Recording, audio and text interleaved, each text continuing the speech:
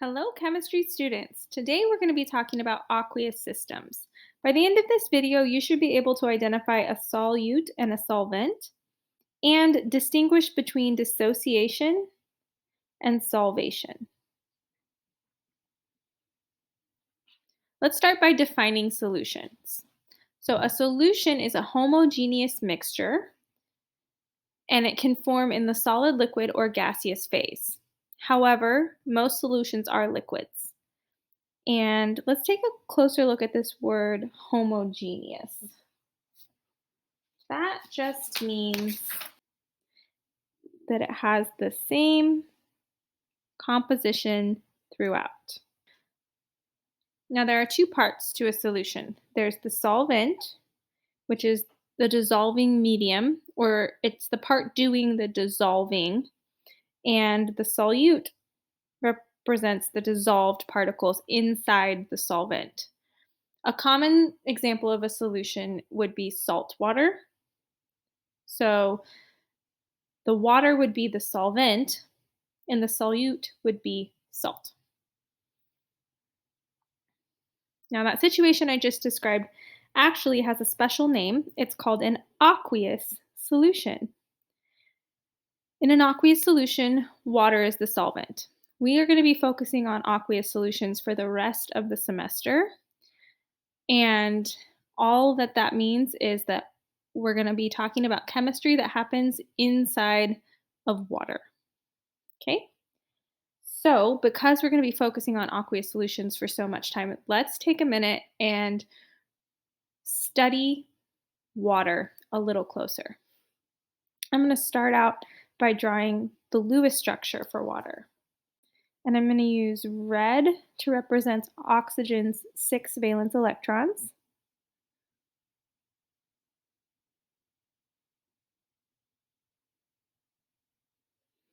Then we'll use blue to represent the 1 valence electron on each hydrogen atom.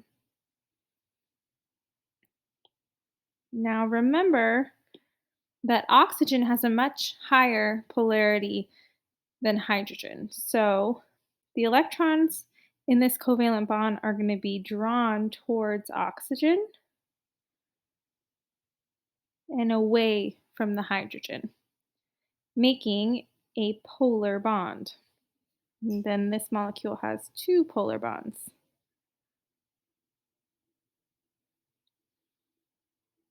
Now, because of the shape of this Lewis structure, this is a bent molecule.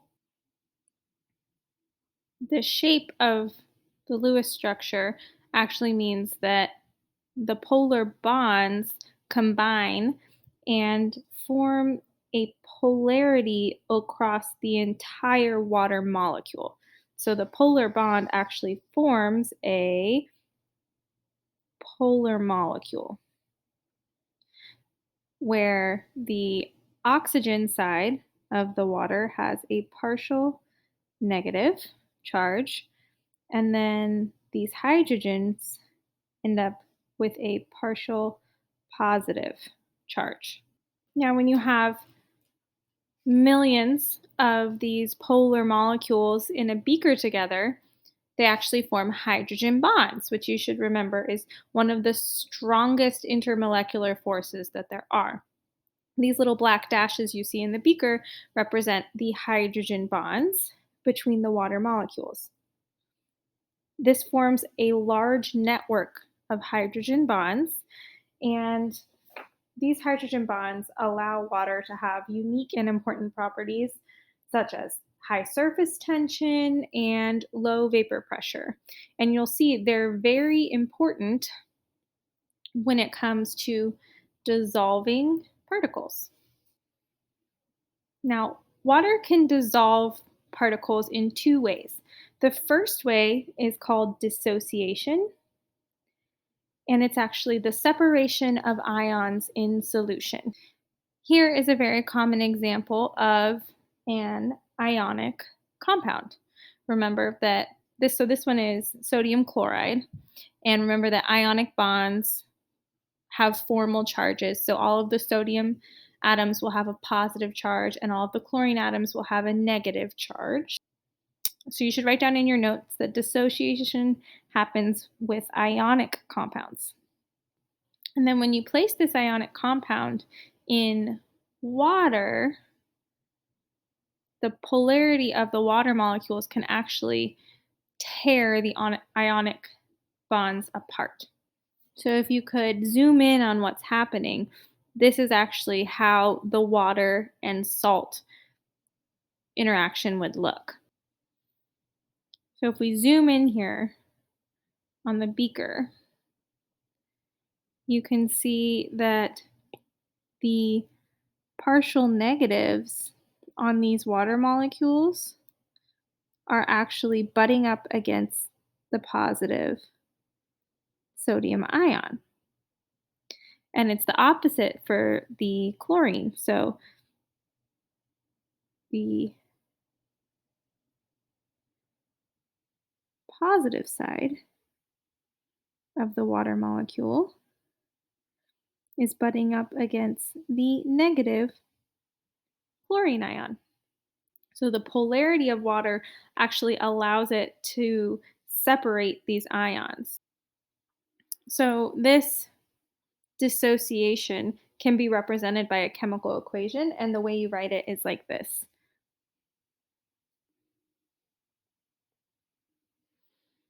where these AQ symbols, remember that means aqueous.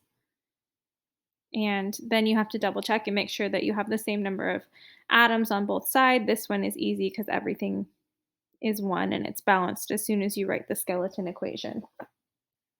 And then the last thing to note about these solutions is that the positive and negative charges inside the solution actually allow it to conduct electricity. So, the second way that water can dissolve particles is by solvation. In solvation, water is being attached to solute particles, but it's not actually breaking them apart. That's the big difference. Solvation only works if the solute particles have a polar part on them. There's a saying that says, like dissolves like. So, polar water can dissolve polar particles, but if the particle being put into water does not have any polarity, then it actually will not be dissolved by water at all. So, a good example of that would be oil in water. Oil is nonpolar and water is polar. So, you have to have a polar part of the molecule for solvation to work. I'm going to give you an example of a polar molecule. This molecule is called ethanol, and it has this portion on the end here, this OH bond. This is a polar bond. The rest of the molecule has nonpolar bonds, but this bond right here is polar. So it has a partial negative charge on the oxygen and a partial positive charge on the hydrogen. This polar part of the molecule allows it to be solvated by water. We can use this picture going forward to represent our ethanol molecule. And remember that there is that negative charge down here on the oxygen, and then this hydrogen is experiencing a partial positive charge. When you place this ethanol molecule inside of aqueous solution, it actually locks in to the hydrogen bond network of the water. So this is a picture of what solvation would look like. Notice that we have lots of these ethanol molecules and they are dissolved, but they're not broken apart. So the equation for this situation would look like this. And that's supposed to be an L for liquid. So it just goes from the liquid state to the aqueous state when it is solvated. So here's another illustration of conductivity in aqueous solutions. The first example would be sodium chloride. So that's the picture I showed you. And so it's an electrolyte solution. It's very strong and it has high conductivity. The middle beaker represents pure water, and it does have some ions in it, but it's a very weak electrolyte and it would have low conductivity. And the final beaker would represent solvation. So this one has sugar dissolved in water and it has no conductivity. So, why do you think that salt water would be conductive and sugar water would not?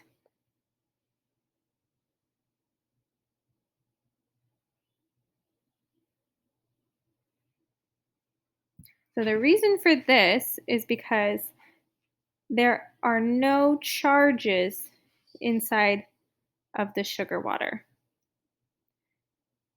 and the salt water has positive and negative ions throughout. Okay, so now that you understand what an aqueous solution is and what these ionic formulas represent, we can start talking about chemical reactions that happen in aqueous solutions. So here's the situation we'll be studying right now. In our yellow flask, we have a silver nitrate solution. In our green flask, we have a sodium chloride solution. Okay, and then we're going to take those two flasks and we're going to combine them into one beaker. When that combination happens, a solid will actually form at the bottom of the beaker. Now, this solid has a special name. It is actually called a precipitate. So, when you combine two aqueous solutions and a solid forms after the combination, that means that a precipitate has formed. And I'm going to show you over the next couple of slides how to figure out what the identity of that precipitate is. So let's just talk about precipitates a little bit more. This is another definition you might want in your notes. So a precipitate will form when the attraction between two ions is stronger than their attraction to water. We have the yellow and orange molecule and the green and purple molecule. So those two solutions get mixed together, and then you have orange, yellow, green, and purple floating around in solution. Okay, so all we're trying to figure out now is the strength of the attraction between the two ions. We already know that yellow and orange was an aqueous solution, and purple and green was another aqueous solution. So in these two scenarios, the attraction to water was stronger because they dissolved in the water. But now there are some new combinations available. You could have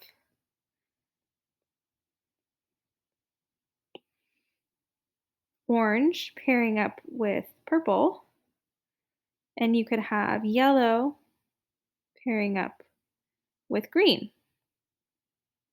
Now, in those situations, this attraction might be stronger than the attraction with water, or it could be this attraction that is stronger. So that's all you need to figure out. You need to figure out how strong is the attraction between the ions compared to their attraction to water. And the way you're going to do that is with this solubility table. So the key up here shows you that if there is an I on the table, it means it's nearly insoluble. So that's probably going to be the combination that makes your precipitate. If it has two S's, it is slightly soluble. And if it has an S, then it means that combination is soluble in water and it's not going to form a precipitate. All right, so once you have your chemical equation written down, you can come back to this table and compare and find out what your precipitate is. When you're writing out these chemical reactions in aqueous solutions is a little bit different than the chemical reactions we were writing at the beginning of the semester. So this is an incorrect way to write this.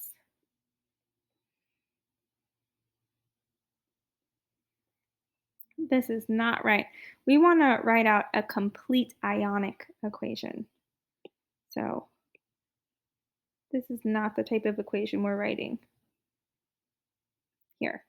I'm going to show you how to write out a complete ionic equation now. We are going to take these two and write them down first. And then we're going to add in these two ions. Okay, and then after the reaction arrow, you need to write down the precipitate and the remaining ions. So we're either going to have silver chloride as our precipitate, or we're going to end up with sodium nitrate.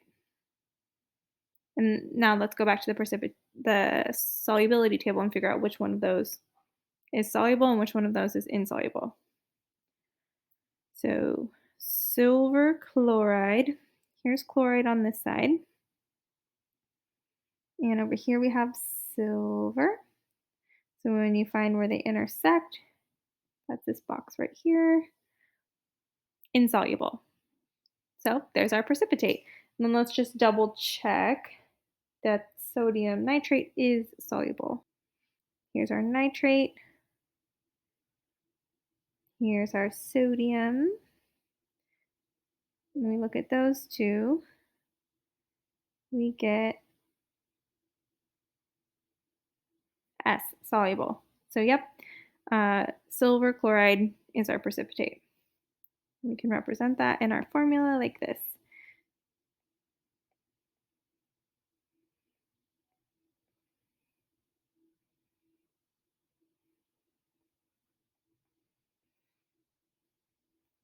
So this is our complete ionic equation.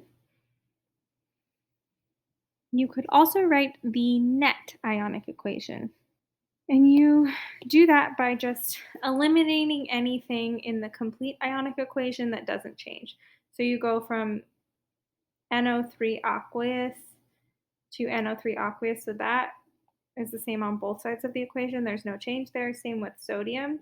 And you would rewrite it, including only the things that are experiencing a chemical change.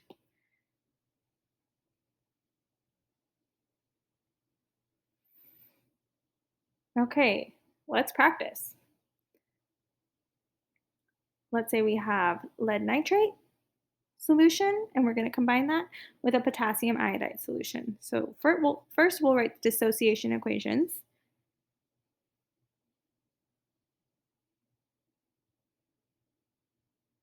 Don't forget to balance your atoms, so you do need a coefficient of 2 in front of nitrate. Once we have this dissociation equation, we can write the complete ionic equation. And we're going to need to balance this out. We're going to have to put a 2 in front of these guys. That will balance the charges between all of the ions. Now all of the ions have a charge of plus or minus 2.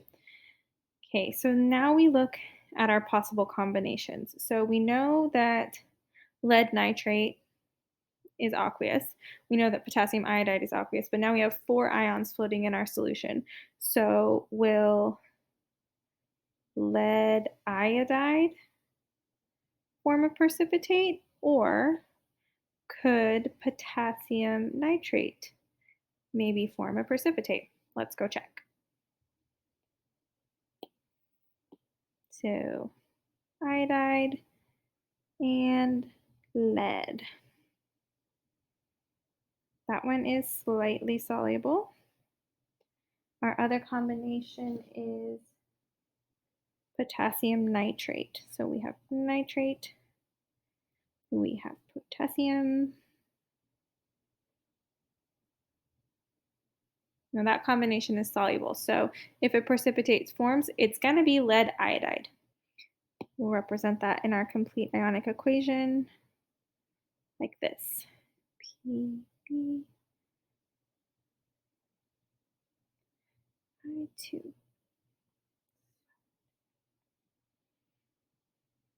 Then we can write the net ionic equation by eliminating anything that is the same on both sides of the complete ionic equation. So that ends up being potassium and nitrate.